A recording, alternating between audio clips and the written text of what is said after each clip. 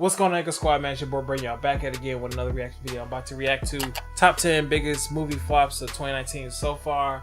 I'm pretty sure I got a list in my mind that I know some of them is going to be on here, though. Like, I have a feeling, you know, like Hellboy is going to be on here, you know what I'm saying? Like, it's a Men in Black could be on here as well, because it didn't do as well as they thought it was going to be. Men in Black International. So we're going to see what this list is going to tell. But man, before we get into this reaction video, make sure y'all hit the subscribe button and click the notification bell so that you do not miss any of my reaction videos. Also, make sure you all go on my Discord to post your reaction video requests. The link to my Discord is posted down in the description as well in the comment section. So let's do this, y'all. 2019 saw Avengers Endgame replace Avatar as the biggest film in box office history. Sadly, not every film can be a success. Welcome to Watch Mojo, and today we're counting down our picks for the top 10 biggest movie flops of 2019 so far. The most worthwhile path, my young friends, is seldom the easiest. For this list, we're looking at films released in the first half of 2019 that underperformed at the box office. Yeah. Some of these were actually well reviewed. Many were not, but they all failed to connect with audiences and turn a respectable profit. Sure, Uglyville may be crushed, but we both know Moxie will never give up. Without you around, the rest of them will stay away forever. Number 10, Shaft. Yeah. John Shaft is a pop culture icon. Originally played by Richard Roundtree in the 70s, Shaft got a new lease on life in the year 2000 when Samuel L. Jackson took up the mantle as John Shaft II, the original character's nephew. Its success established Shaft as a character with timeless appeal. Today, we're gonna get our money's worth. Yeah. Or so we thought. This 2019 film retconned Jackson's character to make him the son of the original Shaft, and introduced a third-generation Shaft played by Jesse T. Usher. Yeah. Sadly, more Shafts isn't always better. True. All three characters wind up feeling underdeveloped, while the film as a whole seems unsure of what it's trying to be. It failed to make back its budget, earning only $21.3 million at the box office. Ooh. We're invisible. Boy's got skills. Number 9, Captive State. We're searching for ghosts, Bill. If we don't act now, we're facing a full-blown insurgency. I suggest you keep that idea to yourself. At first glance, Captive State looked like it had the potential to be the next District 9. Yeah. Fortunately, for real. the more people saw of Captive State, the more it gave off a direct-to-streaming vibe. Maybe that's why nobody showed up to see it in theaters. Wow. Everyone just assumed it would pop up in the new arrival section of Netflix. The film's True. release date was pushed back 7 months, and then moved up 2 weeks. Never a good sign. A sci-fi thriller set on a version of Earth that's been conquered by alien invaders, Captive State failed to thrill or captivate. And so, it earned a paltry $8.8 million at the box office, Ooh, failing to only recoup its 8.8? modest $25 million budget. Evidence will be Ooh. analyzed by the legislature. In the meantime, as acting commissioner, you are to report to the closed zone for further orders. Number 8, Ugly Dolls. There's no reason to fret. What could ever be better than this? We're not saying Kelly Clarkson's involvement should be considered a box office death sentence, but From Justin to Kelly is the sort of movie that casts a long shadow. It's not what you see, but what I see. And when the voice cast is primarily made up of stars better known for singing than acting, it Yeah. doesn't exactly help matters. Cinemas are oversaturated with computer-animated kids' movies these days. But to make matters worse, this film felt very visually similar to the Angry Birds movie and the Emoji movie, both Ugh. of which, despite making money, received a lot of criticism. Yeah. Really, is it any wonder that people didn't want to see a movie adapted from a toy line? Sure enough, Ugly Dolls barely made back half its estimated budget. Wow. Sounds amazing, right? Wrong! Prototypes are not meant for public consumption. Number 7, Tolkien. It really has nothing to do with you. He must be a very good friend, is he, sir? He's the best. We're gonna be honest with you, this one both surprised and disappointed us. J.R.R. Tolkien is one of the most celebrated and influential writers in history, and The Lord of the Rings continues to occupy a major place in popular culture. Based on those facts alone, a biopic about the author seemed destined to resonate with audiences. But add to that glimpses of Tolkien's fantastical creations that featured in the trailers, and this seemed like a sure thing, especially with a budget of just $20 million. Unfortunately, critics were unimpressed, criticizing the film's lack of imagination, an especially egregious error in depicting the life of a creative genius. And so the film floundered with just $7.8 million. Ooh, only 7.8? It was a passion. What?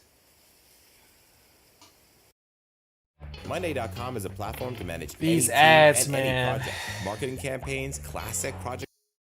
Pointless. Number 6, The Kid Who Would Be King. Oh I had a feeling. Oh my god, oh my god.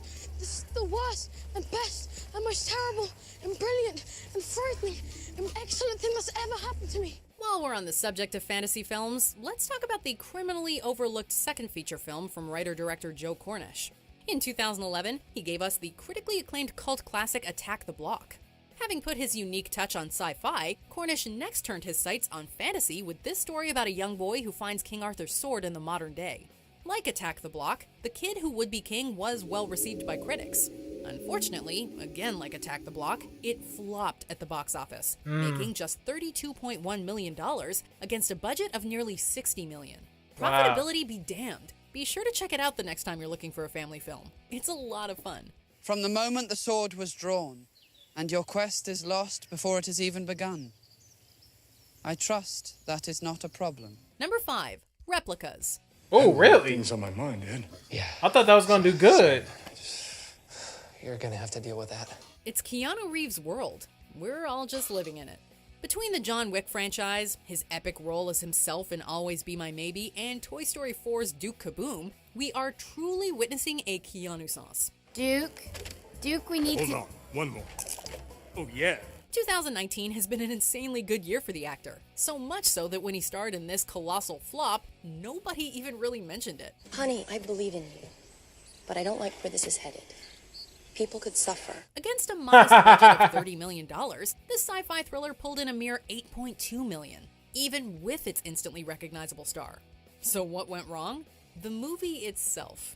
The trailer failed to make any sort of impression, which was actually a blessing in that so few people had to sit through this best-forgotten film. The truth is I'm not sure how much longer I can keep the lights on. Turns out, colossal and repeated failure tends to spook shareholders. Number 4, Missing Link. Oh, My yeah. mistake was relying on these newfangled cameras.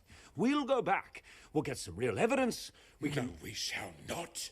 You, sir, are on your own. Hey, if you're gonna flop, at least do it in spectacular fashion.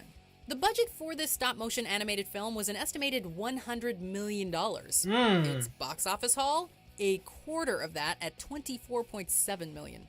It's a real shame that so few people turned up, though, because Missing Link is a great film. I'll be the laughingstock of the club again.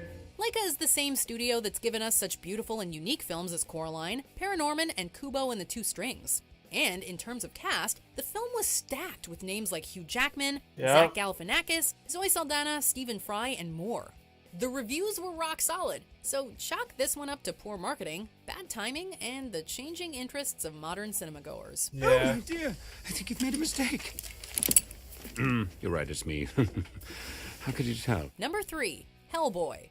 Wow, major flop. Major flop. I'll take your word for that, Pops. We've said it before, and we will say it again. Give us a third Hellboy film from Guillermo del Toro. When it was announced that Hellboy was getting a reboot, the response was mixed, but many fans tried to approach the movie with an open mind based on the R rating and the involvement of creator Mike Mignola. Then the trailer dropped, and hordes of fans realized they were better off without it. Gore and respect for the source material a good film does not automatically make. It felt like a B-movie, and it lacked the heart that defined both the source material and the previous Hellboy films. And so, Hellboy made just $40.8 million against a budget of $50 million. Somebody please get me a mint. Number 2, Serenity. Maybe you're bringing me Really? Serenity? What? Ever since your wife died, we hadn't caught jack shit. A surreal and dramatic thriller such as this is never going to do massive numbers at the box office. What it should be able to do, however, is make back a budget of $25 million, especially when it involves such an impressive and recognizable cast, including Matthew McConaughey, Anne Hathaway, Diane Lane, Jason Clarke, and Jimon Hounsou. Apparently, following test screenings, the distributor knew exactly what they had on their hands, and so the marketing budget was drastically reduced, dooming the film to come and go from theaters with minimal attention to the tune of $11.4 million. It's a hard film to watch. The only success Serenity has any hopes of finding is in the so bad it's good sense. I quit!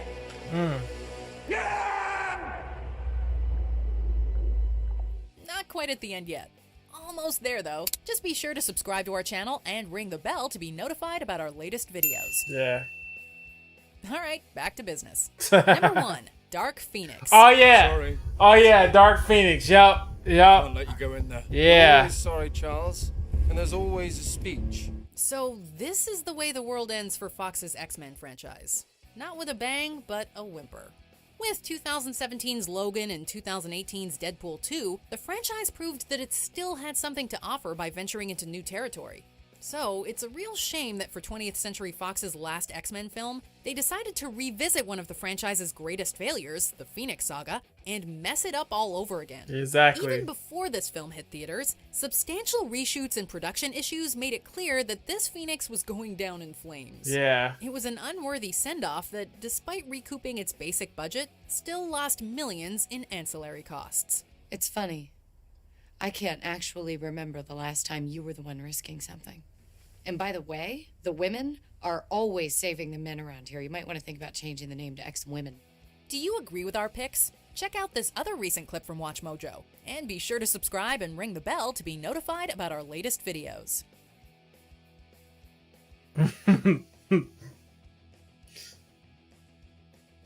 Wow.